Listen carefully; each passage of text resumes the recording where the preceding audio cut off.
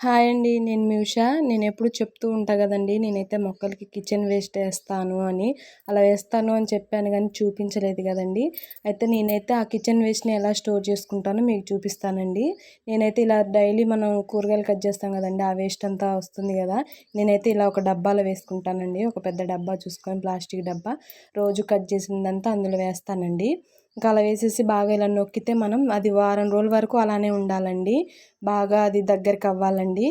అలా నేనైతే గుడ్డు పెంకులు గూడా దాస్తానండి. అది గూడా మంచి యూజ్ అవుద్దండి గులాబీ మొక్కలకి.